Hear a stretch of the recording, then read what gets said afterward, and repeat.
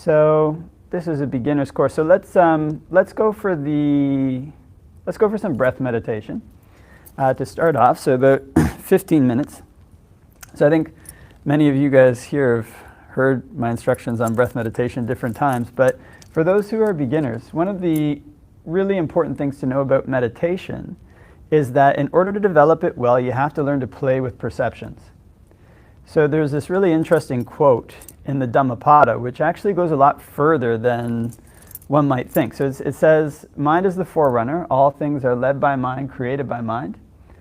I should look in this one, right? Speaker act with a pure mind, and happiness follows you like your shadow unshakable, and also has a reverse. So the interesting thing there is when the Buddha says mind is the forerunner of all phenomenon, the word for phenomenon there is Dhamma. And Dhamma can either mean a mental phenomenon or it can mean anything, any type of phenomenon. So what the Buddha is pointing to there is that in a large extent we build our world and we create the world that we inhabit through our perceptions. A lot of it comes through our perceptions. And we can manipulate it, right? I mean, I move the chairs around here. I'm running this session, so I got to move the honcho chair to an unusual spot. It's usually in one of these two spots. But you can manipulate physical things in this way. But by far the more important way in which we affect our worlds in terms of our happiness has to do with the way that we manipulate our world mentally. So the purpose of our meditation is actually to become happy. I mean, I was talking with somebody about this the other day, or just yesterday, a fellow asked me the question, he's like, what do you think the purpose of life is? To become happy. Anyways, the purpose for which we meditate is to become happy. There's no other reason that we meditate other than to become happy. There's no other reason that we do anything else other than to become happy. And so what we want to learn to do is to build our world in such a way that it makes us happy. So it's important to understand that when we come to meditate, especially as a beginner, or even as an experienced person, we're not looking for like an experience of like ultimate reality. We're not looking to, have like a oneness with emptiness or whatever it is. Anything that we do, anything that we experience, we have to evaluate it in terms of whether it actually makes us happy or not. Is this thing making me happier or is it making me more unhappy? I mean, this is a way in which we evaluate these things. So because mind is the forerunner of all these things, when we're practicing breath meditation, one of the important things to understand, we're going to start with just watching the breath come in, watching the breath go out. Right there when we make a decision to watch the breath coming in and watch the breath going out, we're already deciding to manipulate our world. We're already choosing to become equanimous and just watch the breath go in and go out. And this is a training for our mind. When we train our minds to just watch the breath and not really do anything about it, what we're actually training it to do is not to react to external phenomena. Usually what the mind does is it runs to the right, runs to the left, runs to the front, runs to the back.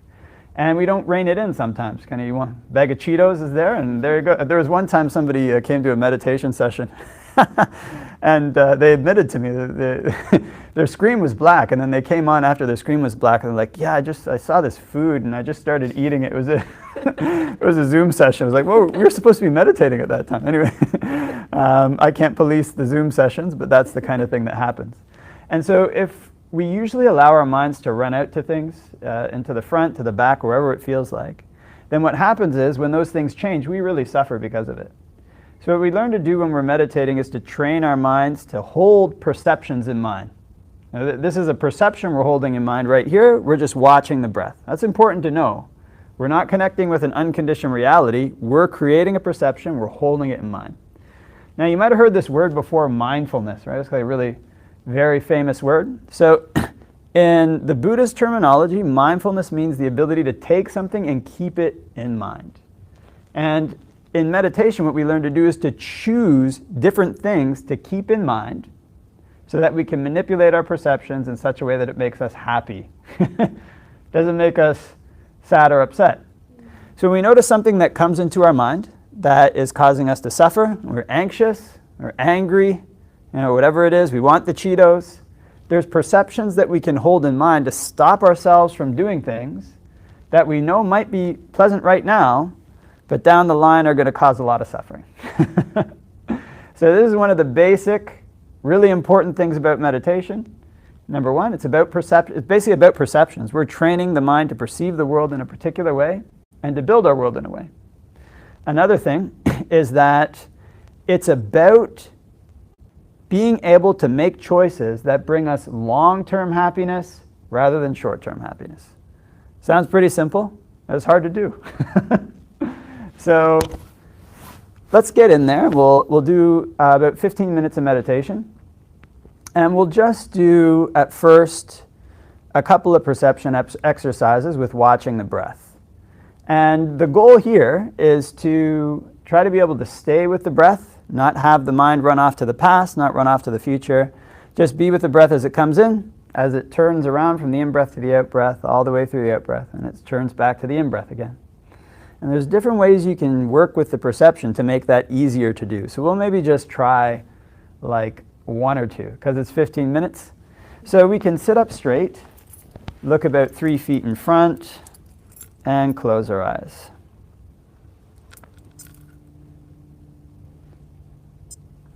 And we can focus in on the breath.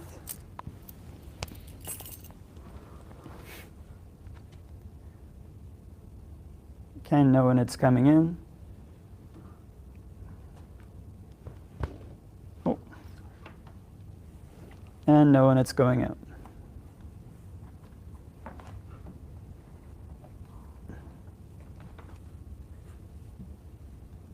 If we breathe in a long breath, can just know I'm breathing in a long breath.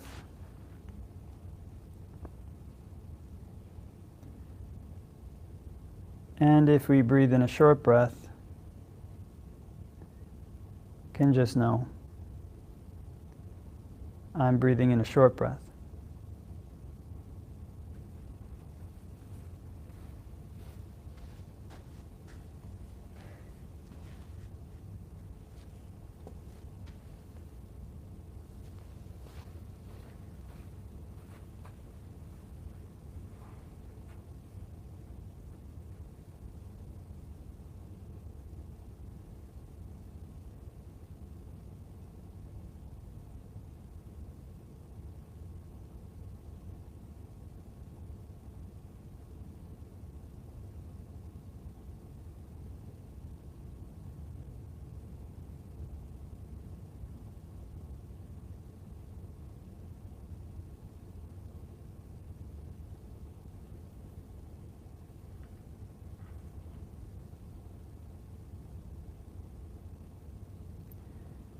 And we can focus on the breath at the tip of the nose.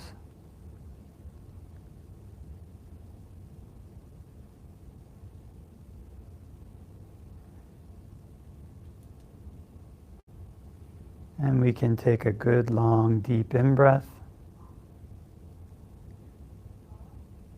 letting the breath fill up the lungs, expand the body.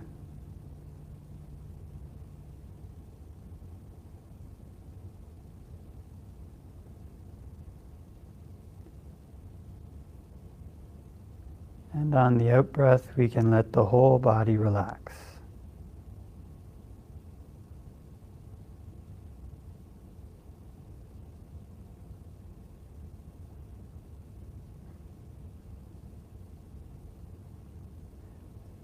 And a second time, we can take a good long deep in-breath.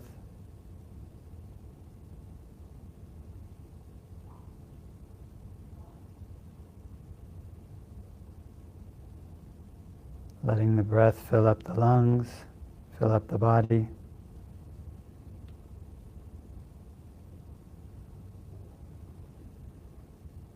And as we breathe out, we can let the whole body relax.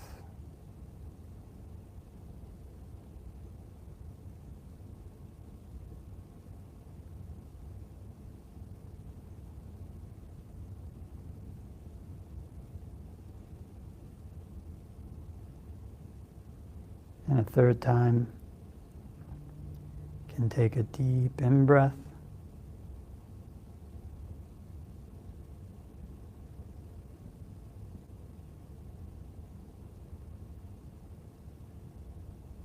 And a third time, let the body relax.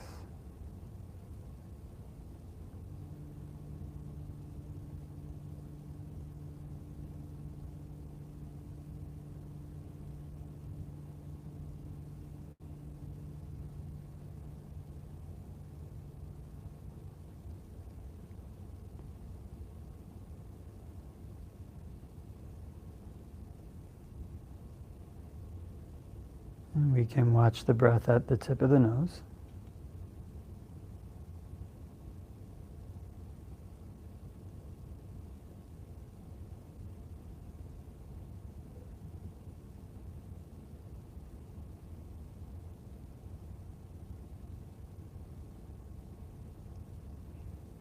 And as we're watching the breath at the tip of the nose, we can keep the perception in mind of being a bit like a post in the sea.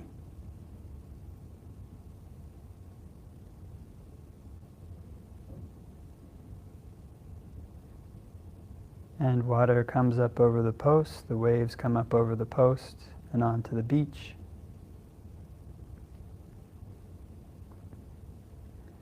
And then wash back down into the sea.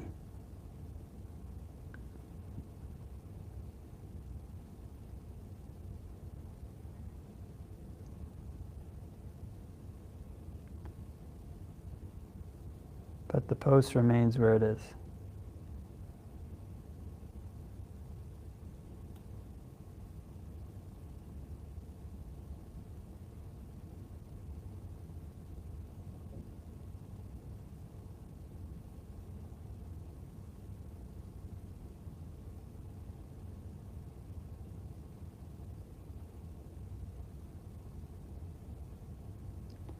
And in a similar way, we can let the mind be still.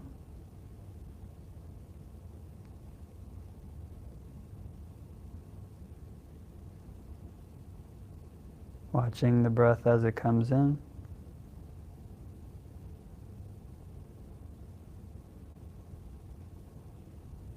And watching the breath as it goes out.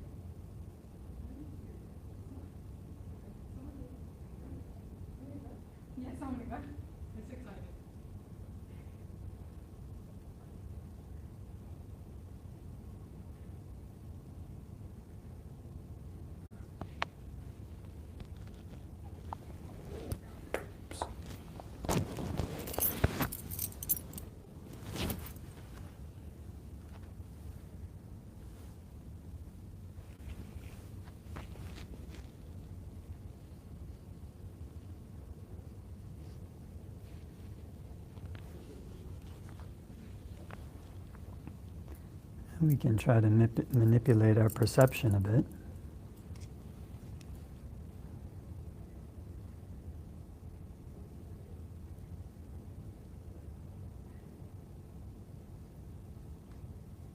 As we're breathing in and out,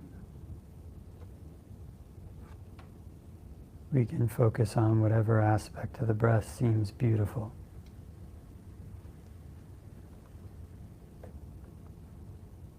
Seems comfortable.